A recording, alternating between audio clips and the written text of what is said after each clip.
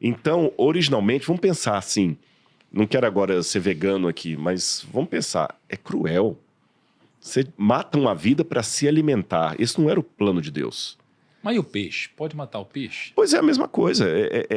Come-se porque nós estamos num mundo que está fora do plano de Deus. Tá certo? Está fora do plano de Deus. Não é o que Deus idealizou. Por isso que nós vamos ter, de novo, quando Cristo voltar, um outro procedimento semelhante ao de Noé, uma recriação. E nós vamos voltar à dieta do Éden. Aliás, alguém que eu sei está preparando um livro muito interessante. A Comida do Céu, não vou falar quem nem quem é. Um dia vocês vão saber. Muito louco sabe? Isso, né? Mas o próprio título já chama atenção. A Comida do Céu.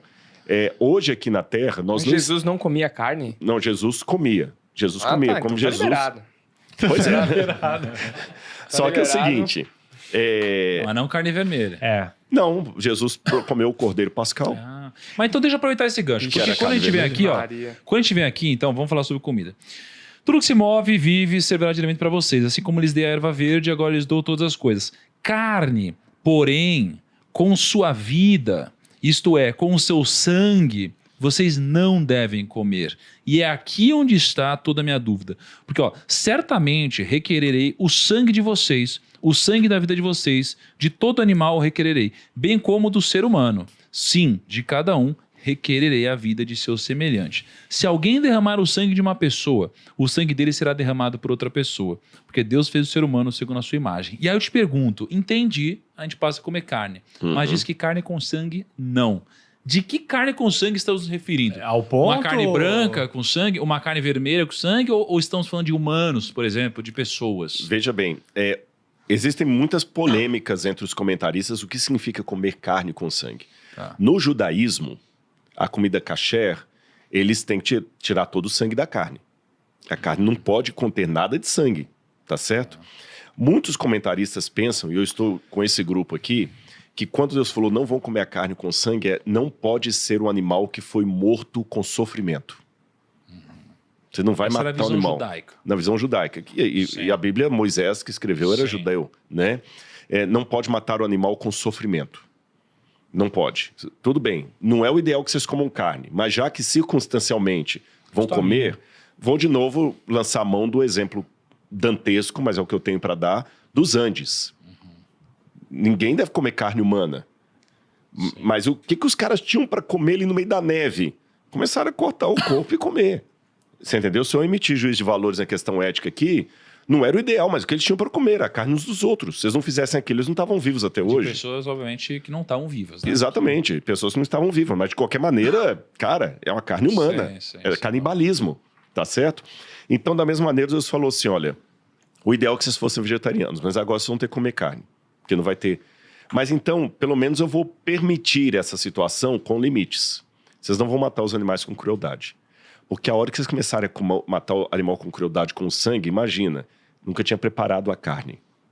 Se não tinha preparado a carne, ele podia tanto assar ali, como matar e beber o sangue e comer o bicho com a carne. Caramba, que loucura. Como um animal, predador. O que o predador faz? Ele estraçalha o outro lado. Ele fala assim, o leão come assim, deve ser assim exatamente. que tem que comer. O leão não prepara lá o guisado, ele come do jeito que tá. Os carniceiros que comem carne em putrefação, corria-se o risco da humanidade começar a fazer isso e ficar violenta. E o passo para o antropofagismo era pequeno. Se você começa a comer carne com seu sangue crua, né? Lembra o animal com o seu sangue e a sua vida, mata o animal lá e come igual um bicho mesmo, igual um predador, em carniceiro, encontrei aquelas carnes mortas, começa a comer, você vai se tornando animalizado também. O passo para você começar agora a comer uns aos outros era grande. Então Deus, para que isso não acontecesse, colocou os limites aqui. Limites que são tão sérios, que no Novo Testamento, no livro de Atos dos Apóstolos, quando foram pregar para os pagãos, os não-judeus, lá no livro de Atos, Deus falou assim, pareceu bem o Espírito Santo que a gente vai pedir para que eles não comam carne sacrificada a ídolo, nem carne sufocada com o seu sangue. Abster-se de sangue. Você não mudou esse mandamento. Não, tá lá no livro de Atos. Sim. Então você vê que a coisa é importante. Tá bom, Então peraí. vamos retomar aqui. Noé, arca gigante, pouco menor que um Gigante. cruzeiro, mas ainda assim gigante. E aí ele começou a construir a arca. Levando os matrizes de animais. Sim. Mas peraí, ele levava ou os bichinhos iam até ele? Não, quando ele levava assim, já uma vez dentro da arca, a arca levava. Ah, tá. Não, mas assim, o que o Kaique quis dizer foi... É Ele tipo assim, teve que... começou a garoar e a arca aberta. Convenhamos assim, ó, quando Deus dá essa instrução, se eu sou Noé, dentre vários questionamentos, você vai pensar, mas Deus? E eu Vou ter lá que sei quais caçar, são né? todos os animais do mundo? Vou ter que caçar Eu não bicho tenho um por aí. O próprio catálogo, Senhor né? foi encaminhando os animais para ele. Isso, exato. Não foi Noé Bom, falou assim, bom. vem cá, cachorrinho. Os bichos Meu vieram. elefante. Pô, E como tem uma você- coisa legal nisso aqui. Posso falar uma revelação muito legal? Aham. Quando Deus fala esse negócio de chamar os animais, que os animais foram entrando para a arca, disse aqui, quer ver? Capítulo... Só um minutinho, capítulo 7, versículo 1. Então o Senhor disse a Noé, entre na arca, você e toda a sua família. Esse entre na arca, no hebraico, é o verbo ba, ou bo, né? Dependendo da pronúncia, dependendo do modo verbal, é alguém que está dentro chamando. Isso a gente não tem em português. Tá vendo como é que na tradução se perde? Bo significa assim, Deus estava dentro da arca falando com Noé. Porque em português, se eu falo o seguinte, entra, eu posso tanto falar entra, eu estou do lado de fora do ambiente, eu falo assim, entra lá, Tiago, pode entrar. Entra. Ou se eu estou dentro, Tiago, entre. É o mesmo verbo. Sim. Em hebraico, não. O bo ou ba, a ideia desse verbo é alguém que está dentro, convidando o que está fora. Então, quando Deus fala com Noé, entre na arca, a voz de Deus falava de lá de dentro. De lá de dentro. Legal, hein? E foi uma coisa muito sobrenatural, os animais vindo. Interessante, né? Os animais obedeceram mais à voz de Deus do que os seres racionais. Sim. Que loucura, né? E entraram. Porque o animal não tem arrogância, né? A arrogância é um pecado humano. O animal não, esse sentimento... O animal pode ser feroz, ele pode ser um monte de coisa, mas o animal não tem o sentimento do orgulho, da arrogância. O animal é animal. E assim que foram para dentro daquele edifício que ele construiu. Cara, que coisa. E aí ele construiu a arca.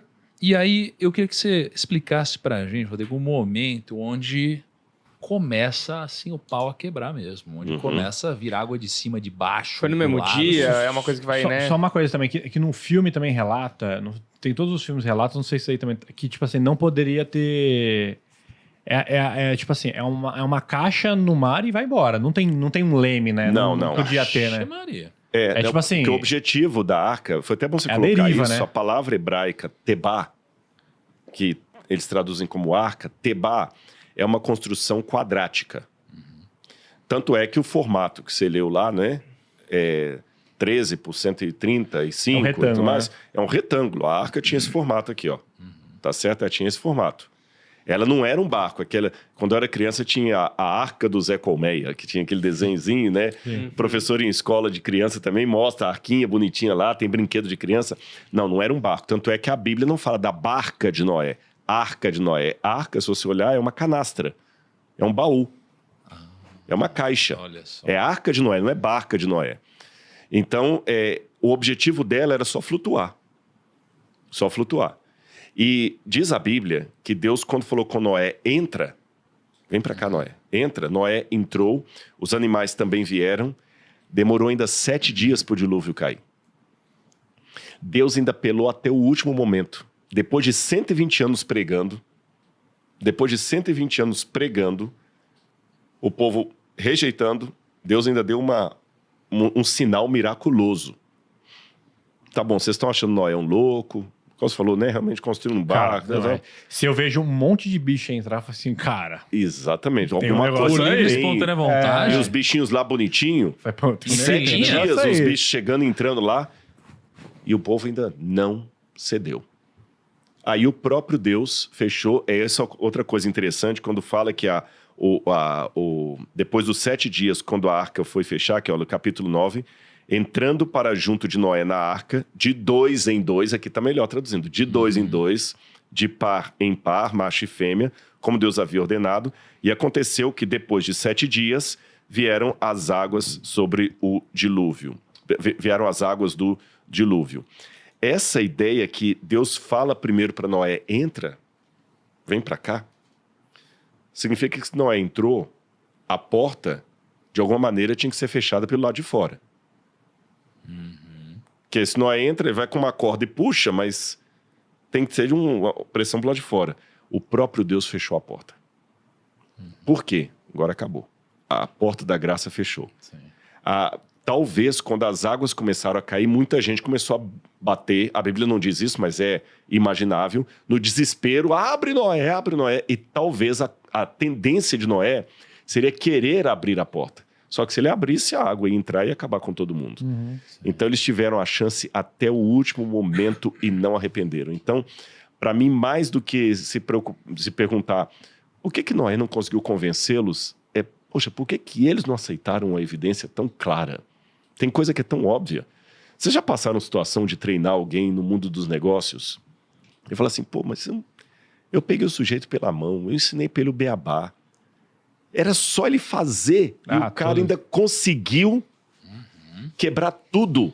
Eu fiz por ele o que ninguém fez por mim. Pega isso aí, eleva uma proporção enorme, é a frustração de Deus. Quando ele fala assim, eu desenhei pro cara. Eu dei a chance, ou seja, no final das contas, ninguém vai se perder porque lhe faltou oportunidade ou porque Deus não foi claro o bastante.